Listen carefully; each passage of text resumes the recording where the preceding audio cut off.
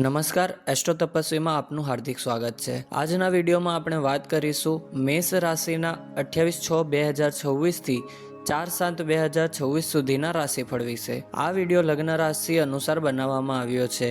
જો તમારી લગ્ન રાશિમાં ફર્સ્ટ હાઉસમાં 1 નંબર લખેલો હોય તો આ વિડીયો તમારા માટે છે। અઠવાડિયું ખૂબ જ એનર્જેટિક અને એક્શનથી ભરેલું રહેવાનું છે। આ અઠવાડિયામાં તમારા સાહસ અને પરાક્રમમાં જબરજસ્ત વધારો જોવા મળશે। અઠવાડિયાની શરૂઆતથી જ તમે પોતાને ખૂબ પ્રેરિત અને ઉર્જાવાન અનુભવશો, જેના કારણે લાંબા સમયથી અટકેલા કામોમાં પણ ઝડપ આવશે। કાર્યક્ષેત્રમાં જવાબદારીઓ થોડી વધી શકે છે, પરંતુ તમારી લીડરશિપ ક્વોલિટી અને નિર્ણય લેવાની શક્તિ તમને દરેક પરિસ્થિતિમાંથી સફળતાપૂર્વક બહાર કાઢશે।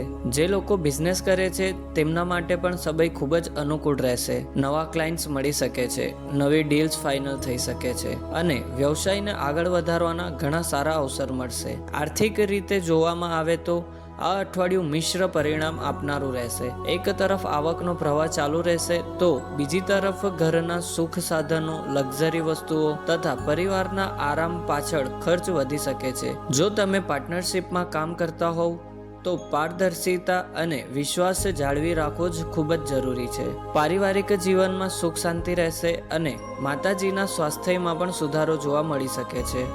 લવ લાઈફ અને મેરિડ લાઈફની વાત કરીએ તો અઠવાડિયાના મધ્યમાં જીવનસાથી સાથે કોઈ નાની બાબતને લઈને મતભેદ થઈ શકે છે, તેથી તમારી વાણી પર નિયંત્રણ રાખો અને બિનજરૂરી વાદ વિવાદ અથવા ગુસ્સાથી બચવાનો પ્રયત્ન કરો। વિદ્યાર્થીઓ માટે આ અઠવાડિયું થોડું એકાગ્રતાથી પરીક્ષા લેનારું બની શકે છે।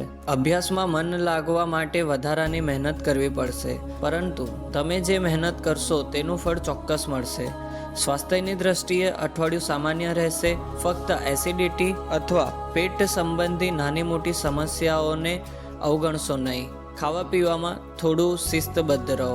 અઠવાડિયાના અંતમાં અચાનક કોઈ યાત્રાનો યોગ બની શકે છે અને આ યાત્રા તમારા માટે લાભદાયક સાબિત થશે। આ દરમિયાન કેટલાક નવા લોકો સાથે મુલાકાત થઈ શકે છે અથવા કોઈ મહત્વપૂર્ણ તક પણ મળી શકે છે। હવે વાત કરીએ આ અઠવાડિયાની ઉપાયોની। મંગળદેવને મજબૂત બનાવવા માટે દરરોજ ઓમ મંગલાય નમઃ મંત્રનો જાપ કરો। લાલ મસૂરની દાળનું દાન કરવું તમારા માટે શુભ રહેશે। હનુમાન ચાલીસાનો પાઠ કરવો પણ આ અઠવાડિયામાં ખૂબ જ લાભદાયક સાબિત થશે। એક નાની આદત અપનાવી શકો છો કે સવારે ઘરેથી નીકળતા પહેલા થોડું મધ ખાઈ લો અથવા કંઈક મીઠું ખાઈને નીકળો। તેનાથી તમારા કાર્યોમાં સકારાત્મકતા અને સફળતાના યોગ વધશે। અને એક ખાસ વાત, ઉતાવળમાં આવીને કોઈ પણ કાનૂની દસ્તાવેજ, મહત્વના કાગળો વાંચ્યા વગર સહી બિલકુલ ન કરશો, નહીં તો પછીથી મુશ્કેલીઓનો સામનો કરવો પડી શકે છે। અને જો તમે તમારી કુંડલીનું વિસ્તૃત વિશ્લેષણ અને ઊંડાણપૂર્વક વિશ્લેષણ કરાવવા માંગતા હોવ તો